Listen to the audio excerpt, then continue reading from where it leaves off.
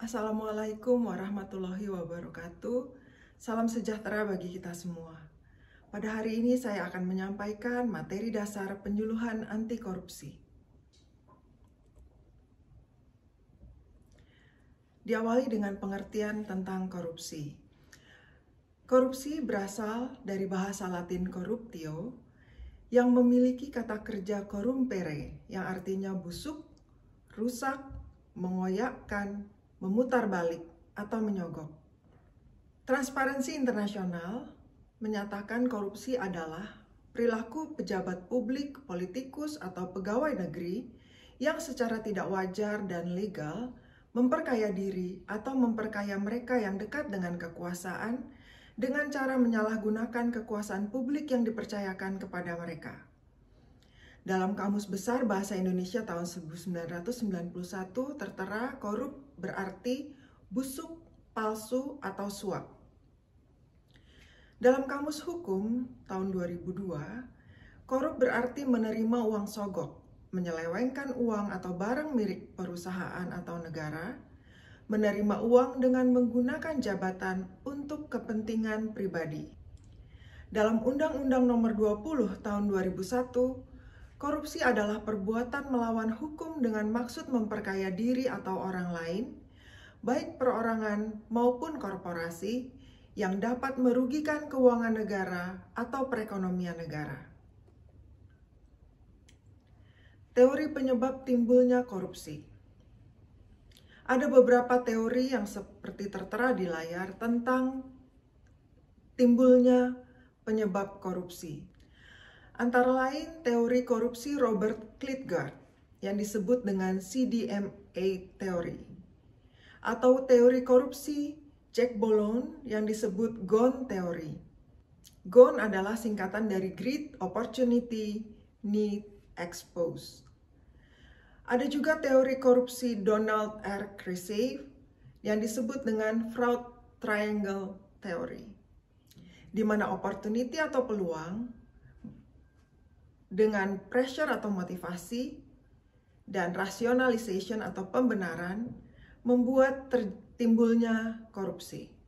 Teori willingness dan opportunity to corrupt, yaitu ketika niat keinginan yang didorong kebutuhan atau keserakahan bertemu dengan kesempatan yang disebabkan lemahnya sistem dan pengawasan. Berdasarkan motivasi pelaku, antara lain korupsi timbul karena adanya kebutuhan, ada peluang, ingin memperkaya diri, ingin menjatuhkan pemerintahan atau instansi, ingin menguasai suatu negara atau instansi.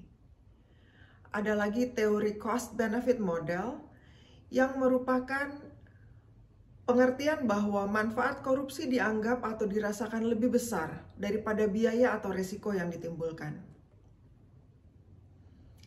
Bentuk tindak pidana korupsi dan pengelompokannya. Ada 30 bentuk atau jenis tindak pidana korupsi yang dirumuskan dari 13 pasal dalam Undang-Undang Nomor 31 Tahun 1999, Junto Undang-Undang Nomor 20 Tahun 2001. Kemudian ke-30 bentuk jenis tersebut dikelompokkan menjadi 7 kelompok, yaitu 1. Kerugian keuangan negara, 2. Suap menyuap, 3. Penggelapan dalam jabatan, 4. Pemerasan, 5. Perbuatan curang, 6. Benturan kepentingan dalam pengadaan, 7. Gratifikasi. Perbedaan gratifikasi, suap, dan pemerasan. Gratifikasi sifatnya pasif, berhubungan dengan jabatan, tugas, dan wewenang, bersifat tanam budi, tidak membutuhkan kesepakatan, tapi bersifat tahu sama tahu. Suap sifatnya transaksional. Ada kesepakatan janji di sana untuk melakukan atau tidak melakukan sesuatu, berhubungan dengan jabatan, tugas, dan wewenang seseorang, dilakukan secara tertutup atau rahasia. Pemerasan sifatnya aktif. Ada permintaan sepihak dari pihak penerima atau pihak pejabat, bersifat memaksa bahkan disertai ancaman, dan di sini terjadi penyalahgunaan kekuasaan. Perbandingan antara kerugian keuangan negara dengan hukum finansial koruptor. Acap kali terjadi dalam prakteknya, putusan pengadilan yang diberikan kepada koruptor lebih rendah dibandingkan dengan tuntutan jaksa. Atau tuntutan jaksa masih lebih rendah dibandingkan dengan kerugian negara akibat korupsi. Ketiga, bisa juga terjadi hukuman finansial kepada terpidana korupsi masih belum dapat menutupi kerugian korupsi yang ditimbulkannya. Apa saja dampak korupsi? Seperti kita sama-sama ketahui bahwa korupsi dapat menyebabkan dampak yang luar biasa. Yang dapat saya jelaskan di sini antara lain adalah lesunya pertumbuhan ekonomi dan investasi, terjadi penurunan produktivitas masyarakat, rendahnya kualitas barang dan jasa bagi publik, menurunnya sektor pendapatan negara dari pajak, meningkatnya hutang negara, rendahnya pendapatan per kapita masyarakat, tingkat pengangguran tinggi, tingkat pendidikan rendah, meningkatnya angka putus sekolah, angka mortalitas ibu hamil semakin tinggi, dan terjadi indikator rendahnya gizi masyarakat. Korupsi dapat menghancurkan sistem demokrasi, sistem politik, sistem hukum, sistem pemerintahan, sistem tatanan sosial kemasyarakatan. Pengertian dan unsur biaya sosial. Biaya sosial adalah biaya yang ditanggung negara dan masyarakat akibat praktek korupsi yang timbul. Selain merugikan negara, korupsi mengakibatkan negara kehilangan kesempatan untuk menyejahterakan rakyatnya. Berdasarkan teori Brand and Price, ada unsur atau komponen dari biaya sosial, yaitu pertama biaya eksplisit, biaya antisipasi yang dikeluarkan dalam rangka mencegah korupsi. Ada juga biaya reaksi yang timbul sepanjang proses penyelesaian perkara, mulai dari penyelidikan, penyidikan, penuntutan, sampai koruptor masuk lembaga permasyarakatan. Timbul juga biaya akibat korupsi secara eksplisit. Kedua adalah biaya implisit, yaitu efek domino yang ditimbulkan kasus tersebut, seberapa besar pengaruhnya terhadap investasi sampai ekonomi makro.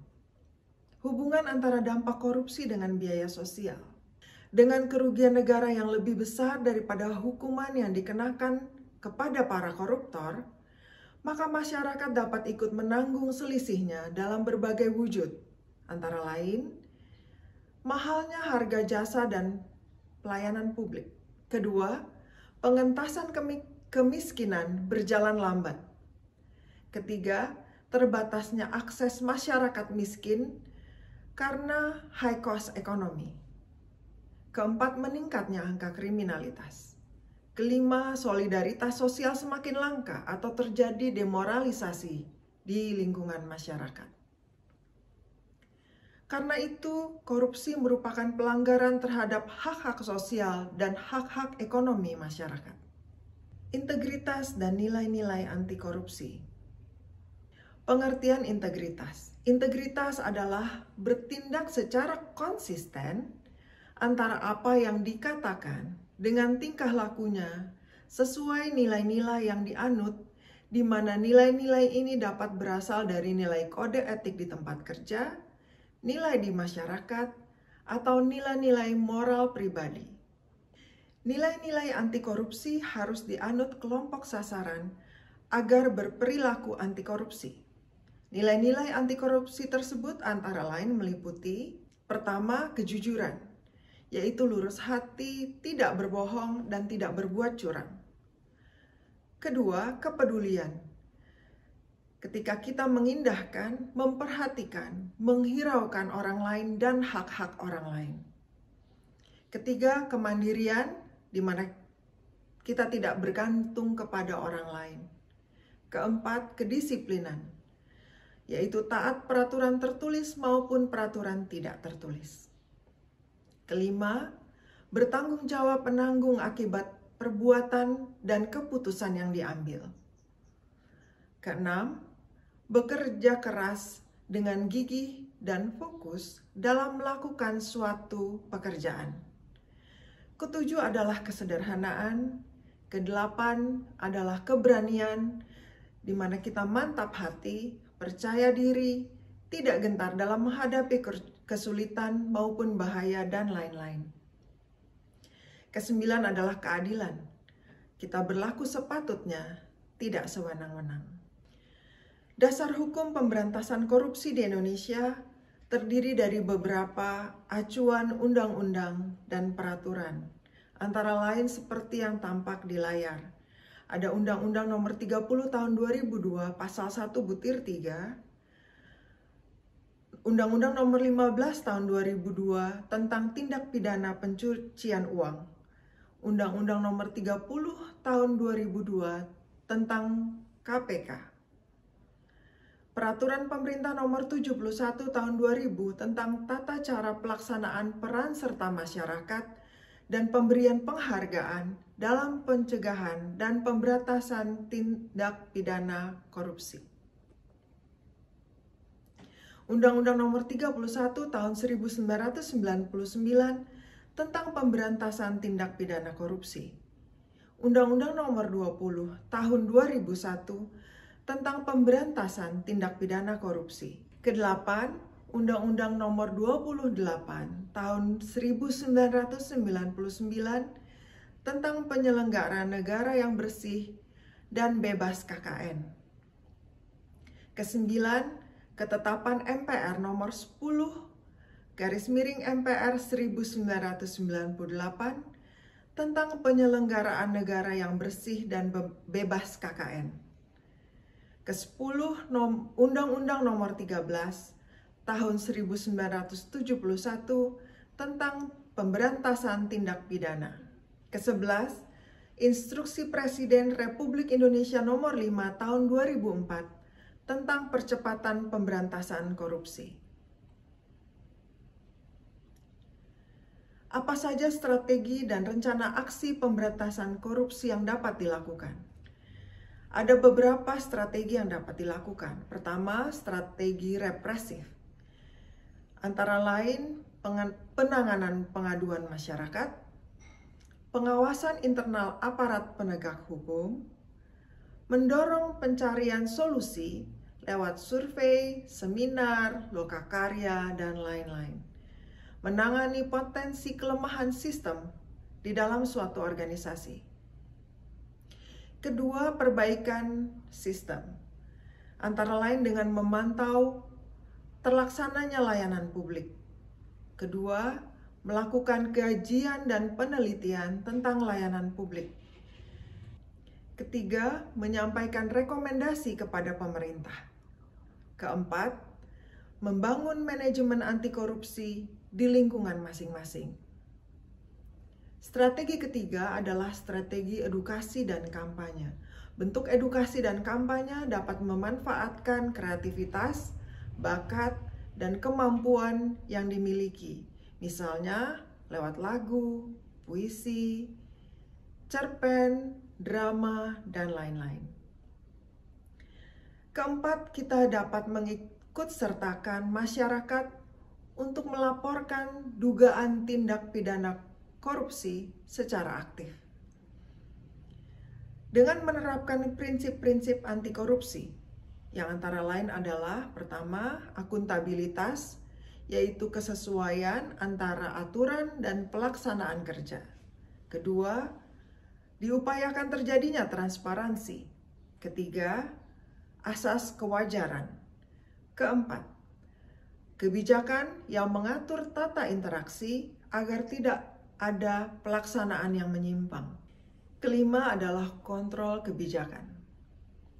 Usaha dan upaya mencegah dan memberantas korupsi. Upaya yang dapat kita lakukan adalah terbentuknya lembaga anti korupsi seperti KPK. Kedua, mencegah korupsi di sektor publik. Ketiga, pencegahan sosial dan pemberdayaan masyarakat agar masyarakat semakin informatif dan waspada terhadap potensi terjadinya korupsi.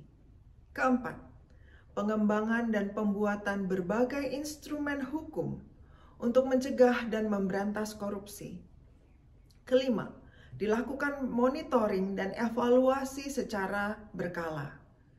Keenam, dengan melakukan kerjasama internasional. Ketujuh, melakukan edukasi sedini mungkin untuk berbagai lini masyarakat. Kedelapan, melakukan pengawasan melekat terhadap semua pelaksanaan yang mungkin terjadi potensi timbulnya korupsi. Kesembilan, mensosialisasikan penyuluhan anti korupsi secara gencar. Kesepuluh, memperbaiki birokrasi pengurusan izin. Apa tujuan akhir mencegah korupsi?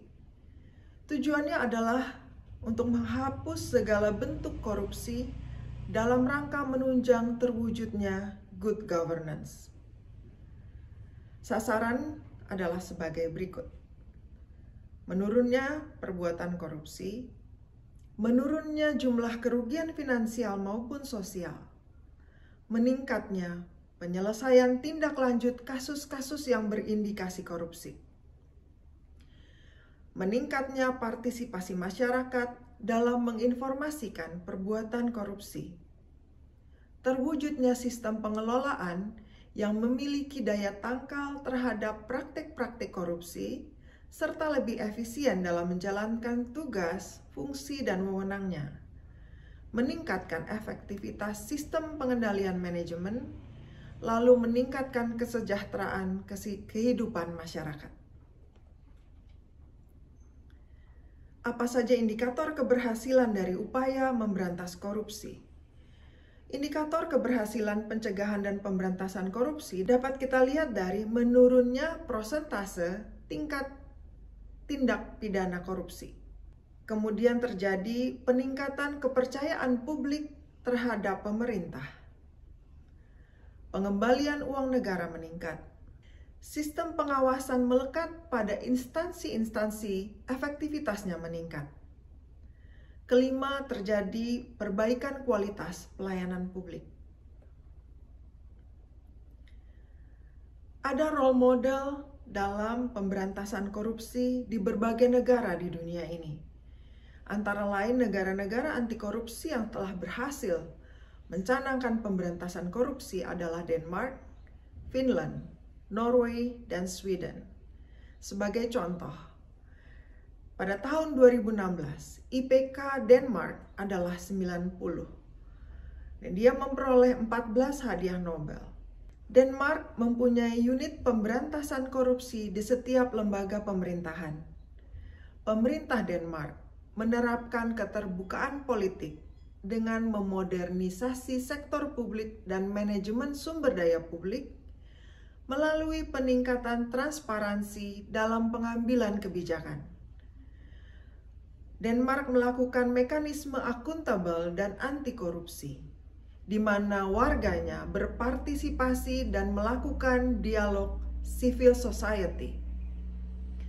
Pendidikan di Denmark gratis. Para siswa dan mahasiswa juga mendapatkan biaya hidup bulanan dari pemerintah Denmark. Biaya pengobatan di Denmark juga gratis. WHO memasukkan Denmark sebagai negara paling mudah berbisnis di Eropa.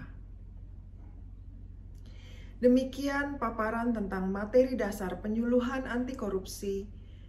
Semoga kita semua dapat menyatukan upaya, menyatukan hati kita untuk bersama-sama memberantas korupsi di Indonesia hingga misi ini dapat tercapai dalam waktu yang sesingkat mungkin. Terima kasih atas perhatian saudara-saudara semua. Salam kompeten, salam integritas.